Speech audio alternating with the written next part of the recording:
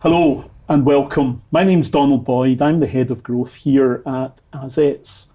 And today I'm joined by Tina Bishop, one of our tax directors. Hi, Donald. Here in Edinburgh. And also John Kean, who's one of our private client tax partners, also based here in Edinburgh. Hello. So welcome. It's great to be back in Old Reekie, as they say. So today we're going to discuss some of our most hot topic at the moment in the UK, and that's inheritance tax. I think the last Rachel Reeves budget, as you guys know, was probably the most earth-shattering budget, certainly in my professional career. But I think before we go there, Tina, you maybe want to give us a little bit of a background into what is inheritance tax and a bit of the basics and even a little bit of the history of it. Yeah, sure. So essentially, inheritance tax is a death on your estate. But not only that, any gifts that have been made in the past 7 years can be brought back into your estate and chargeable as part of that. And we have a nil rate band, which is a £325,000 band of where the estate tax is 0%, and thereafter it's taxed at 40% unless there's reliefs due, such as business property relief or agricultural property relief. And we also have the residence nil rate band, which is available. That's another £175,000 of 0% band, where that's available where the residence or your main residence passes on death to a lineal descendant. Yeah. I mean, John, over to you. I mean, I'm a bit of a dare I say, experienced operator these days. I remember back at university, it was the one tax my tax lecturer said no one in the country pays. Yeah. How times have changed. Yeah, no, absolutely. And probably up to recent memory, actually, it's been a misconception that actually, inheritance tax, you can avoid it fairly easily. But now, obviously with the budget announcements last year, and we're pre-budget at the moment, potentially more announcements coming up, it's definitely not the case. It's been a massive shift. It used to be that if you're a business person, your business assets, your business would be completely covered by reliefs. That's changing from April 2026. Pension pots, they're now going to be in the grips of inheritance tax from April 27. So massive changes. Yeah, absolutely. And Tina, you'll have seen that as well, but there are lots of things you can still look at from a planning point of view. Yeah, definitely. There's lots of things we can think about. I think what this budget has done is put into focus the importance of planning earlier. When it came to businesses and business property relief, the plan used to be to kind of keep it until death because we have a tax-free uplift to the base cost for capital gains tax purposes. It's uplifted to the market value at the date of death.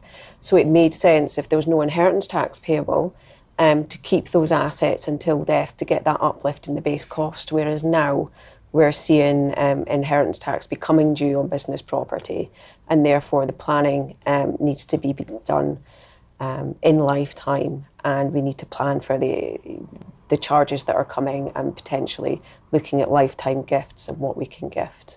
So it's normal business owners we're talking about here. Indeed, yeah. Yeah, John, you must have seen a change in the advice or the type of individuals that are looking for this advice. Normally it would be individuals that are very asset rich, maybe not having a business, but are you seeing a change in that? Yeah, no, absolutely. I think that, as Tina says, the default planning had been before that if you have your business asset, yeah, that's fine, just leave that to death for the reasons that Tina suggested there. Similarly, with these businesses, you often find that these individuals or others will have big pension pots as well. It was similar advice, for tax purposes. Just leave it till death. If you don't need to touch it, leave it because it's completely exempt on death. But now we're having a lot more conversations. There's a lot of anxiety around what changes it's going to bring, and obviously you mentioned cash flow there. For a lot of these businesses, all their cash is reinvested in their business, so there's no cash there a lot of the time, or nothing substantial enough to cover a potential liability that could arise on death. So yeah, it's a big concern. Cash flow is a major issue, to the point where if people don't take the planning or look at it seriously, where their assets are going, then assets may need to be sold in the result of death, and that could be disastrous for a business. Yeah, absolutely. I've spent a lot of my career advising family businesses, and a lot of these businesses, whilst there is a value in the business, there is never any intention to sell those businesses, because it's a generational thing. Is that something you've seen, Tina, in terms of, business owners that are wanting to still pass the wealth to their certainly. children? It's still the same. The business owners do want family involvement, and we're just looking at whether lifetime gifts can just bring that family member in sooner rather than later. Generally speaking, they're already involved in the business. It's just that the planning has never been before to make them the owners of the asset, whereas now we're looking at making that lifetime gift to try and gift assets out of the estate and survive 7 years. Yeah. So, John, we're not really talking about old money or the oligarchs of this world. It is the standard family business. I call it the Jimmy the Joiner, Patricia the Painter that's out there, that's maybe been very successful, 2 million turnover, £300,000 profit, trading business. Yeah. Are they now caught with this? Absolutely, yeah. And very quickly, between business assets and even their own home as a property, they can quickly use up the allowances that Tina spoke about before.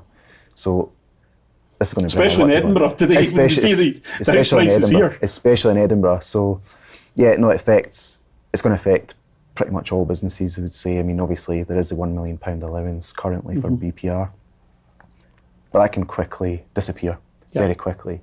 So planning's key, and just going back to a point you made before around the conversations we're having.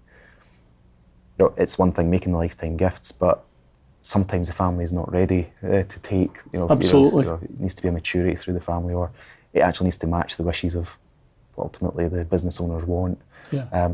So it's interesting conversations, whereas before it was very easy. It was like, well, for tax purposes, we'll do it this way, and whatever happens thereafter is fine, it'll be dealt with in the wills, but actually that doesn't really cut the mustard anymore. Yeah, because obviously gifting's a huge part of planning, but some families, it's families, and parents sometimes worry about the Ferrari factor, so gifting's not maybe appropriate for some people just due to family circumstances. And I think that's something you were telling me about earlier, is that sometimes the tax answer has to be balanced with the family situation as well. Indeed, that's right. And that's why we also think about things like trusts when we're talking about protection, when we're thinking about adult children that are still young. We're not quite sure who the business, where the business should end up. Then we think about whether putting a trust in place to have a wrapper and protection. We can gift into the trust, and that gives us time and control as to how that asset eventually passes. Yeah. And trust, John, they've changed over the years as well. That used to be one of the main pieces of planning, and then it was out of vogue for a while. But I hear it now. Tina's mentioning it. Are you seeing more and more trusts being set up? I think there's a lot certainly more interest in trusts. I think there's maybe been a bit of apprehension or a bit of suspicion around trusts use before. The 10-year charge was really the issue. So 10-year charges, because it's whilst it can be effective, provided the values that go in are within your nil rate bands, you can do it effectively tax free to establish these things. But there is the hidden element of, I suppose, ongoing charges. Every 10-year anniversary, there's a charge of up to 6% on the value of the assets in the trust. And I think before, clients generally like simplicity. I think trusts have maybe been a step too far for people before, but actually they're a really viable option at the moment for potentially crystallising 100% relief at the moment, because the real changes for business property relief don't come in until April 26.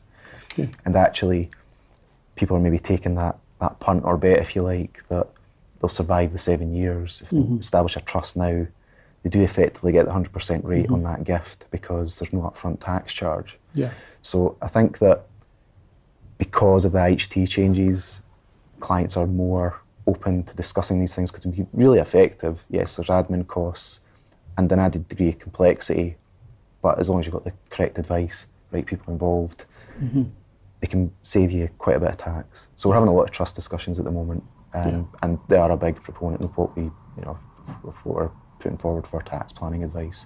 Not everyone's cup of tea, but they can be really effective. Yeah. So, we're seeing a lot of advice that we can give at the moment One thing, Tina, I'm finding with clients, they're still anxious about further changes. So they're a little bit apprehensive about going into some form of planning in case something then happens in the budget. So anything you can say about that in terms of what may be ahead, or have we gone full inheritance tax? I think in the short term, I don't see the situation is going to get any better. It might get more restrictive.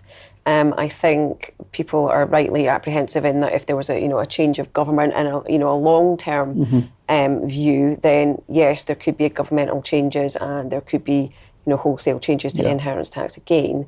But we don't always see a full rollback of rules that have been implemented, and it will generate significant tax for the country, and that is what's required. So I don't see, I think it's a good point. I think it's a good point in the rollback, because the tough decision's almost been made already. So again, I'm not a politician or political, but again, can't see certainly no backtracking to this point, and certainly maybe in even successive governments, maybe skirting around the edges, tweaking bits and pieces, but actually I don't see a major change in position, unfortunately. So I think just in the build-up, and obviously the news in the last budget was massive. We're not expecting good news in the next budget. So there is a lot of uncertainty at the moment, but I think people are also keen to avoid knee-jerk reactions as well. I think the main thing is that people get an understanding as to what does it actually mean for them. There's a lot of headlines around that's going to generate however much for the Exchequer on this and that. But everyone's individual. Just understand what it means for you. Yeah. Sounds to me tax still is the political football. Yeah. And it's the game that the politicians do enjoy playing, because at the end of the day, inheritance tax is affecting a very large proportion of people in our world as accountants, but not necessarily in the wider population. So that the politics does come into play in the tax world here. So here's hoping there's not going to be too much change going forward. Yeah. You mentioned also about the, I just wanted to ask another question on that, the asset rich, cash poor, and really the options there. And I know in the States there's a whole banking and finance world surrounding death duties, and effectively you just put your next generation into debt, to pay the duties in that. There's wealth management products, life policies and things like that. Tina, are you seeing that? We're seeing as part of the conversation, and looking at loan trusts, which are a good vehicle to kind of keep your rainy day fund and keep growth out of your estate. I'm not sure we're seeing the kind of the loan planning that you see in the States necessarily. But we are looking at trusts for loans, wealth the wealth team tend to look at discounted gift trusts, and obviously life insurance. So once we looked at your exposure, sometimes it's covering it by life insurance is at least a short-term solution until people can think about really what they want to do. Yeah. Okay. The life insurance is, I don't think I've had as many conversations around life insurance as I have in the last year, I don't think, because going back to the knee-jerk reaction thing, is actually, if you can get affordable life insurance in place, and this is straight out financial advice, is that the premiums can be fairly low, but in some ways it buys you some time to not make knee-jerk reactions, like give away assets that you're not actually sure you want to give away, because ultimately for inheritance tax, it involves giving something away, that to be to individuals or to a trust or charitable foundations, exemptions there of course. But I think life insurance is a good short-term consideration to make sure that you've got a bit of time to plan it properly and understand what you actually want to do. Yeah. So final question probably, Tina, there's unintended beneficiaries here. So who do you see that? Is it the Aston Martin dealership? Is it the Carnival Cruises and all these people? Is it the ski, as I used to say to our clients, spending the kids' inheritance? So there must be people out there that are winners out of this. Maybe we'll I don't know if John. I've come across any client that thinks there's a winner. But, yeah, and that's a good point, because certainly no client I've spoke to feels like a winner. And the point you made before is this is bringing everyone in, really, from really small businesses to the much bigger businesses. Yeah. But we're obviously a lot of focuses on our family-owned businesses, and they are going to suffer for this, unfortunately. Exactly who's going to benefit? Someone will. You're right. I've not got any evidence to show who that actually is at the moment. If it improves, obviously, the tax take and services become better, for example, I'm pretty sure people will see the benefits at some point, hopefully. But that's a longer play and a longer period of assessment, let's just say. Yeah, so it's maybe the garden centres with an extra coffee and cake with the baby boomers, they're feeling a bit more able to spend their money. As a benefit, if it's moving cash from an older generation that spend less cash to a younger generation who have a little bit more to spend, then No, that's great. Final thoughts, Tina. So what can you say to those out there that are slightly worried, about their inheritance tax position?